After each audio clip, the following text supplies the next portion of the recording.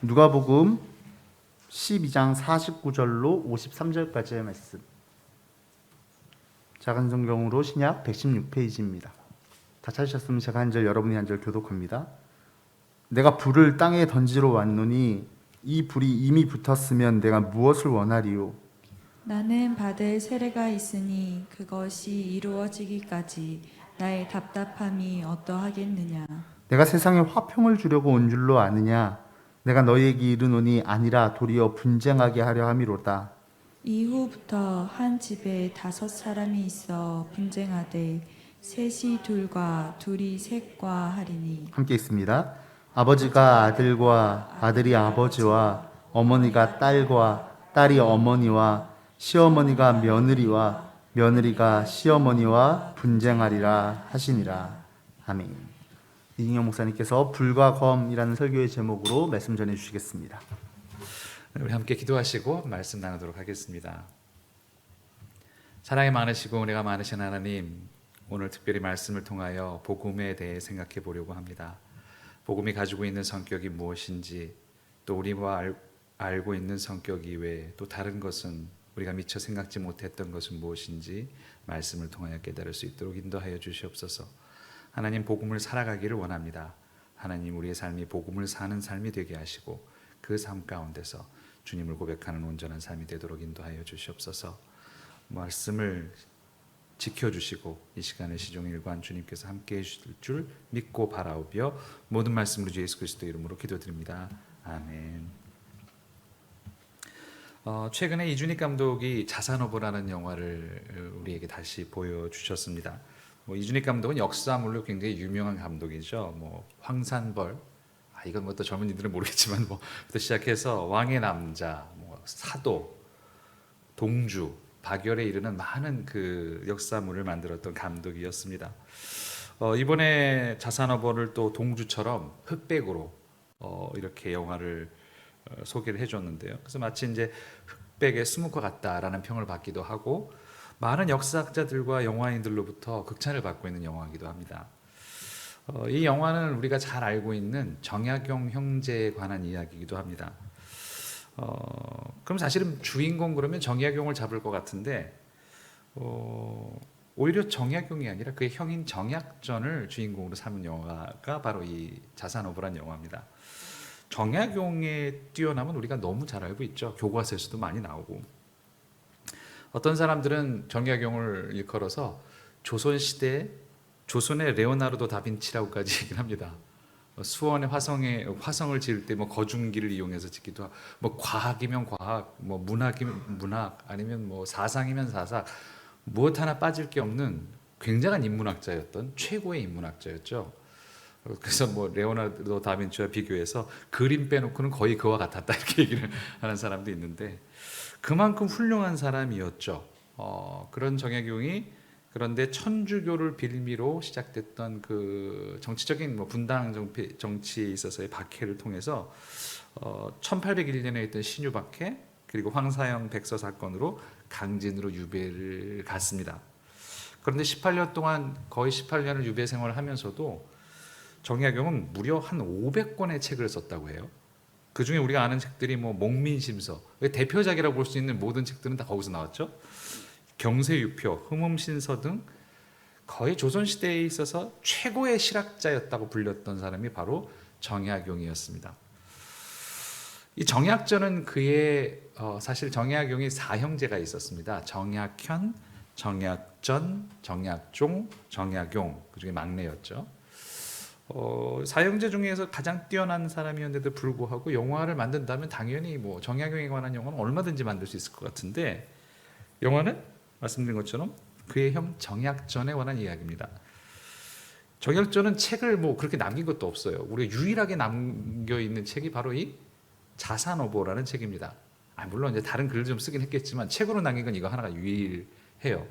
자산어보는 또 무슨 책이냐면 여러분 아시는 것처럼 그냥 물고기 잡학사전 같은, 백과사전 같은 거죠.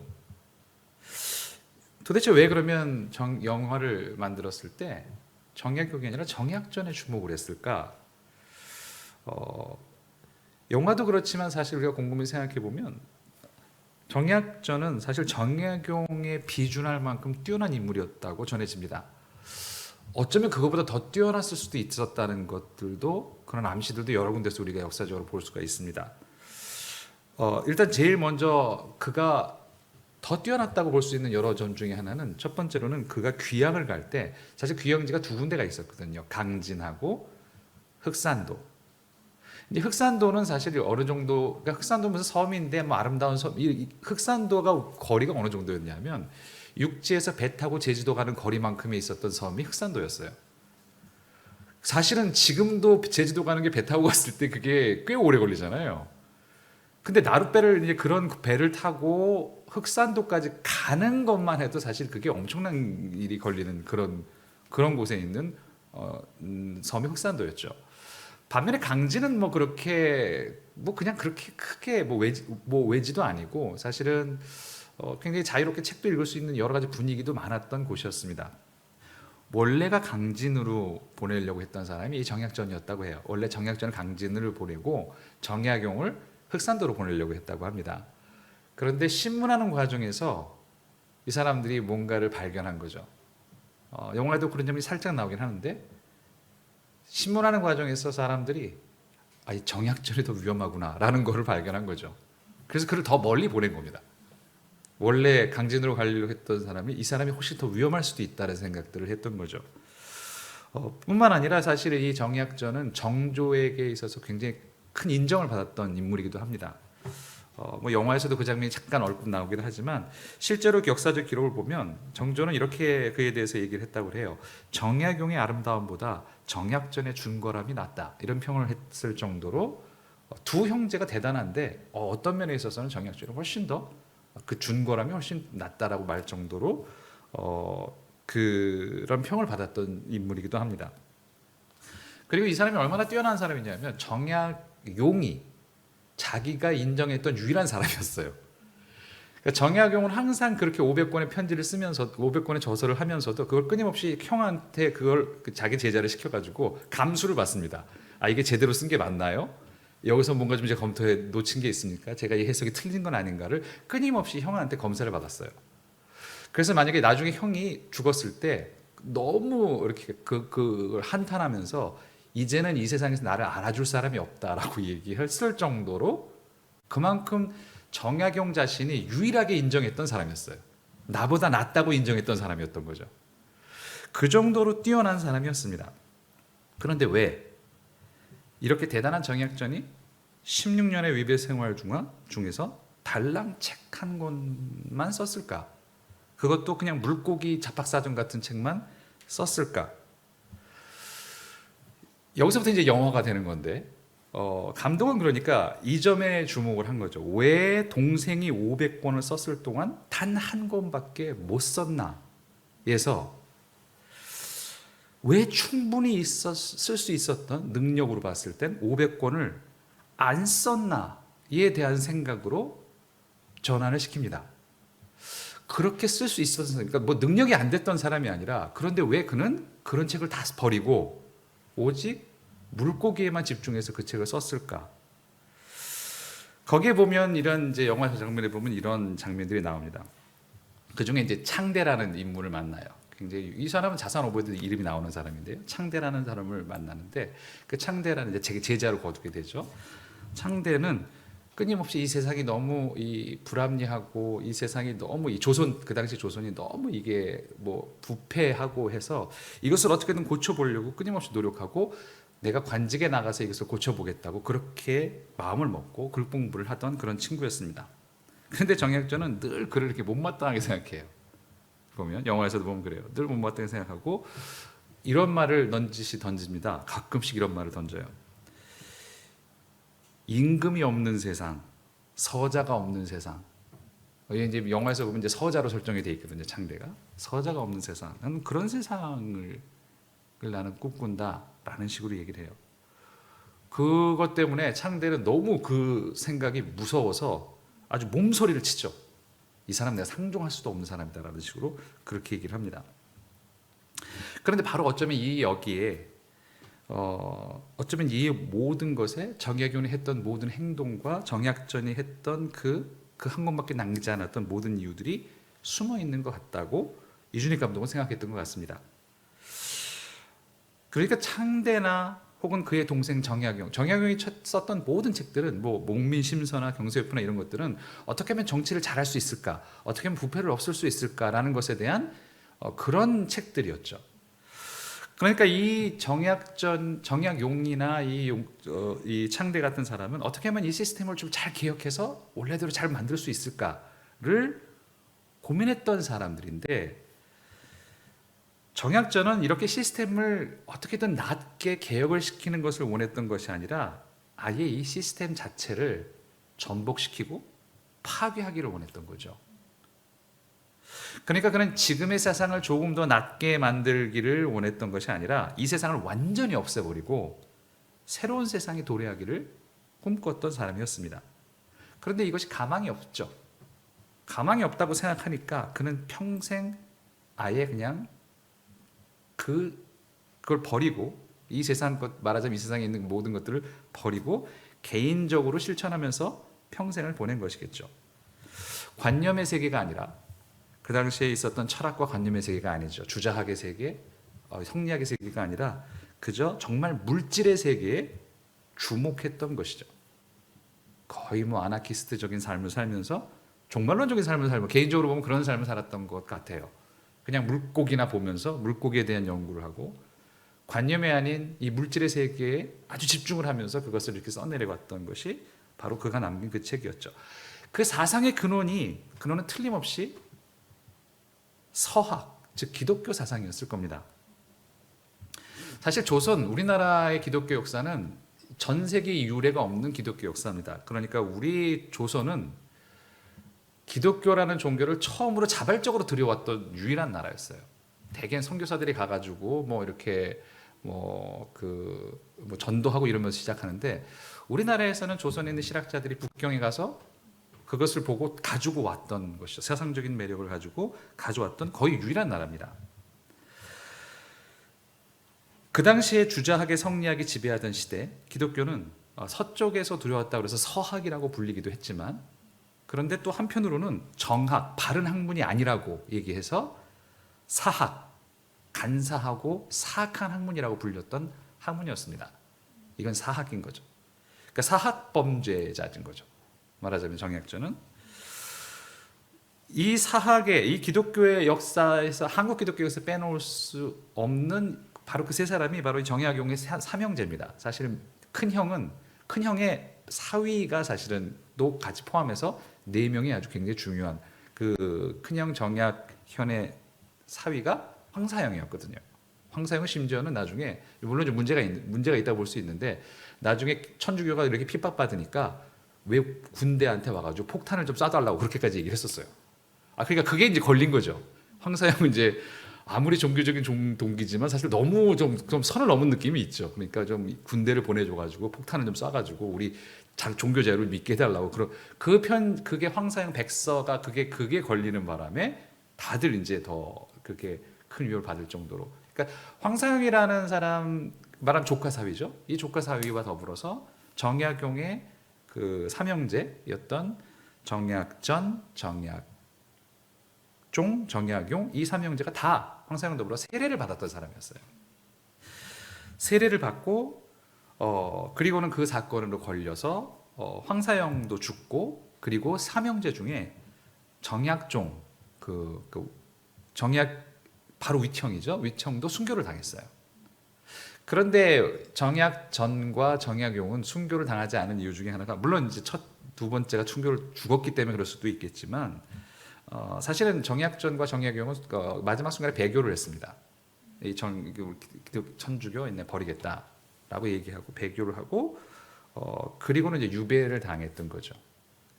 사실 유배를 당했지만 그럼에도 불구하고 정약전 같은 경우에는 그거를 배교는 했었던 것 같긴 배교는 했었었는데 그 사상을 완전히 버리지는 않았던 것 같아요. 어쨌든 이 천주교의 사상은 이 실학자들을, 나라를 뭔가 바꿔보고 이 세상을 바꿔보겠다고 했던 사람들에게는 굉장히 매료시켰던 사상이었습니다.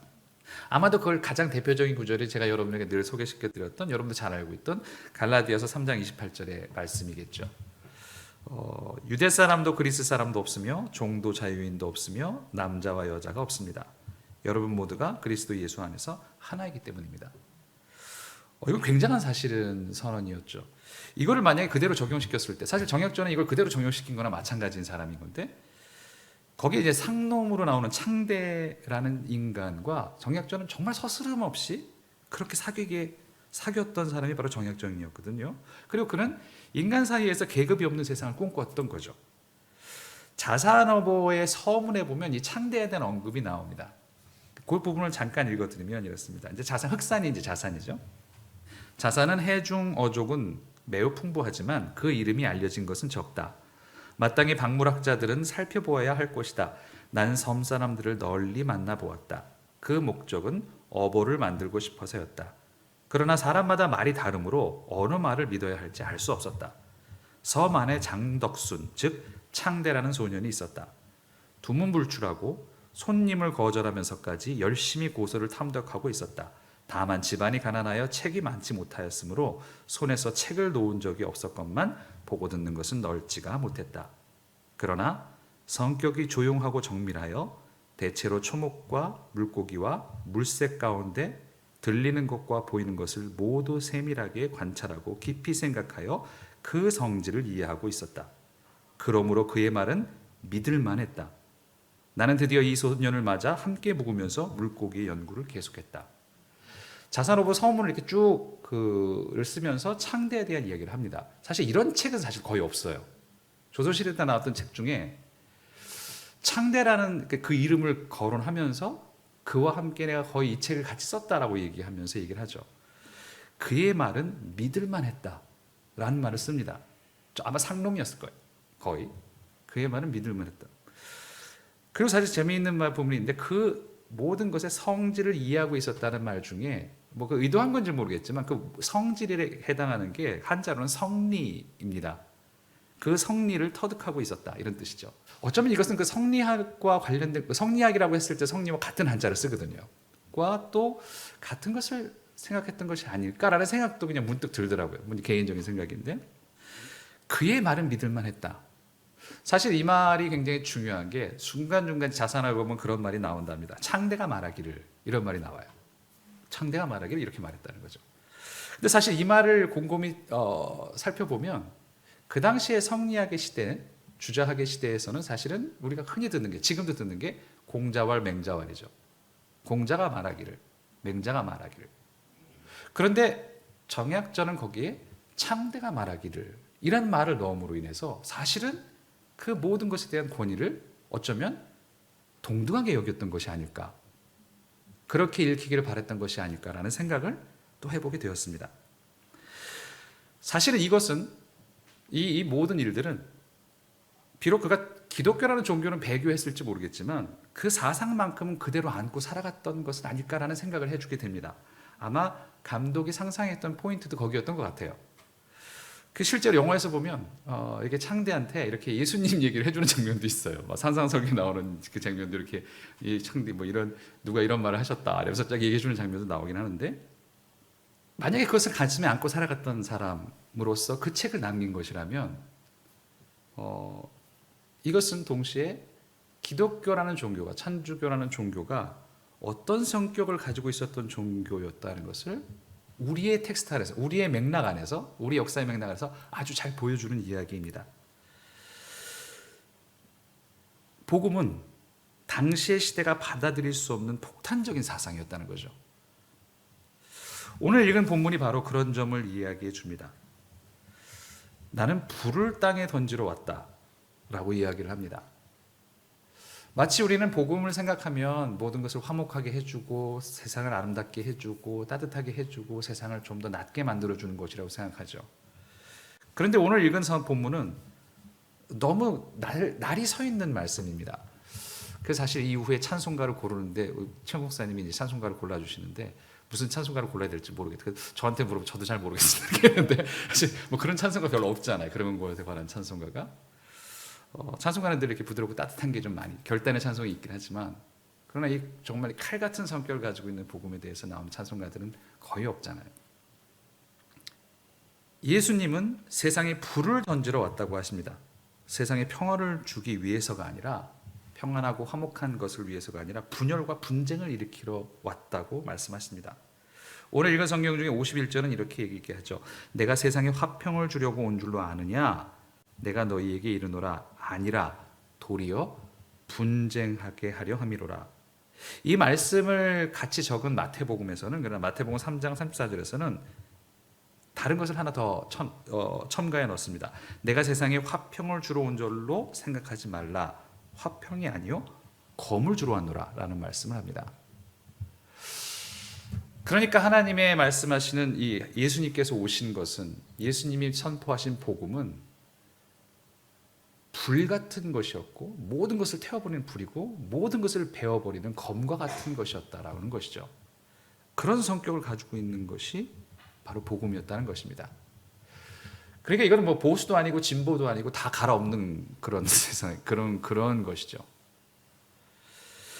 이 사상의 급진성은 가장 가까운 사람만 사이에도 분열시킬 정도라고 오늘 말씀은 얘기합니다.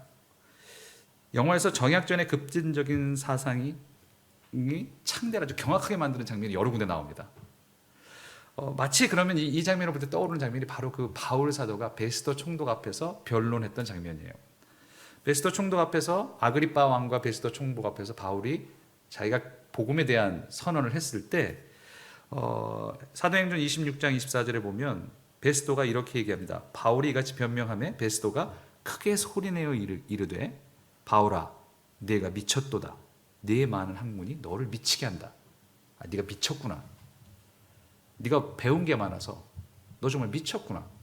어쩌면 창대가 정약전을 바라봤던, 영화 속에서 바라봤던 표현이 바로 이거였을 거예요. 정말 그렇게 학문을 많이 하시더니 미쳤군요.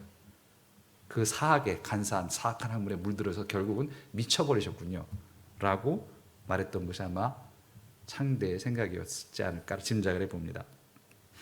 기독교라는 종교는 유대 땅, 그 팔레스타인 지중해 연안에서 시작했을 때부터 개인적인 가치관을 변화시키는 것뿐만 아니라 세상을 부수는 폭탄과 같은 성격을 가지고 있었습니다.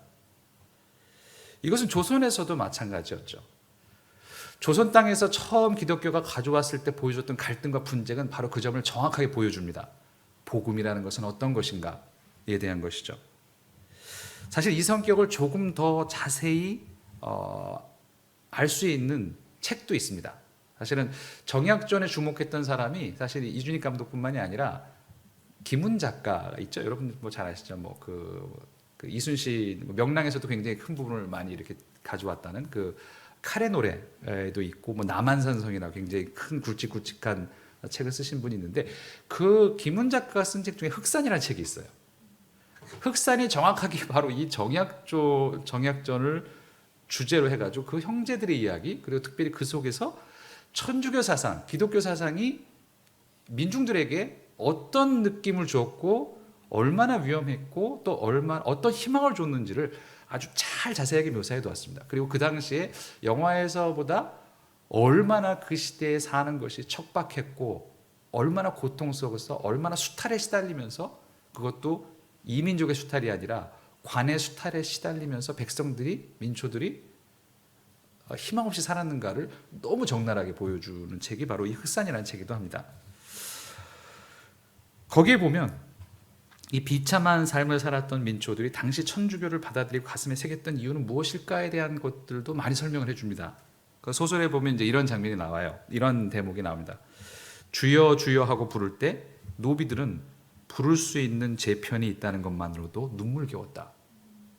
사실 우리가 좀 상상하지 못하는 부분이죠. 주님, 주님, 주여, 주여 했을 때 내 편이 있다는 사실 그것만으로도 그냥 눈물겨웠다라는 것이 이제 노비들의 입장이었다는 거죠. 그래서 사실 그 부분의 책에 대해서 보면 처음 저도 그래, 그럴 수도 있겠구나 처음 생각했던 게, 죽음 이후의 세상에 대한 희망을 준 것도 유일하게 천주교였어요. 노비들에게. 사실 조상신이라고 해서 다 귀신이 되는 건 아닙니다. 여러분, 조상신이 되는 과정이 굉장히 까다로워요. 일단 조상신은 기본적으로 양반이어야 돼요. 그게 일단 제일 기본 조건인데 양반이라고 다 되는 것도 아니에요. 제사 드릴 때 조상신을 하잖아요. 그래서 사실은 양반이어야 되고 그것도 굉장히 여러 가지 굉장히 잘 덕을 쌓은 양반이 되겠죠. 그 사실은 이 조선시대 때 양반이 아닌 사람은 죽음 이후에 대해서는 아무 희망도 없는 사람들이었어요. 그런데 그때 천주교는 유일하게 죽음 이후에 있는 희망도 선물해 줬던 종교였던 거죠. 자기 편이 있다는 그 노비들의 그 삶, 또 그 노비들에게 부여해 줬던 그 희망을 보여줬던 유일한 종교였으니 얼마나 위험한 종교였겠습니까? 노비를 사람으로 생각하는 종교였다면 그것이 사회 근간, 반상의 구별로 사회가 유지되던 그 사회를, 조선 사회를 그것 더 이상 유지할 수 없게 만드는 그런 사상이었겠죠. 그만큼 엄청난 사상을 가지고 있었던 것이 기독교의 사상이었습니다. 그리고 그것은 그때만이 아니라 시작부터 지금까지 여전히 복음의 성격은 그 성격이 들어 있습니다. 정약전이 왜 거기를 흑산이라고 안 부르고 자산이라고 불렀냐면 이게 거기도 이제 처음에 읽어보면 이제 자산어부의 첫머리에도 나오긴 하는데 자기 유배지가 흑산이니까 이게 너무 이 이름 자체가 너무 어둡고 무섭다는 얘기를 해요. 그래서 자기가 가족이 편지 보낼 때는 자산이라고 이름을 바꿨다는 거죠. 이 자자가 검을 현자 두 개를 쓴 그런 자자예요. 그것도 검다는 뜻이 있는 거죠. 그래서 흑산이라고 부르기보다는 자산이라고 자기가 바꿔 불렀다고 얘기하고 책 이름도 그렇게 썼는데 소설에서는 이제 흑산을 자산으로 바꾼 것에 대해서는 그 김훈 작가의 소설에서는 이렇게 창대하게 설명하는 장면이 나와요. 자는 흐리고 어둡고 깊다는 뜻이다. 흑은 너무 캄캄하다. 자는 또 지금, 이제, 여기라는 뜻도 있으니 좋지 않으냐. 너와 내가 지금 여기에서 사는 섬이 자산이다. 사실 자는 자에 그런 뜻도 있거든요. 그 지금 여기라는 뜻도 있어요.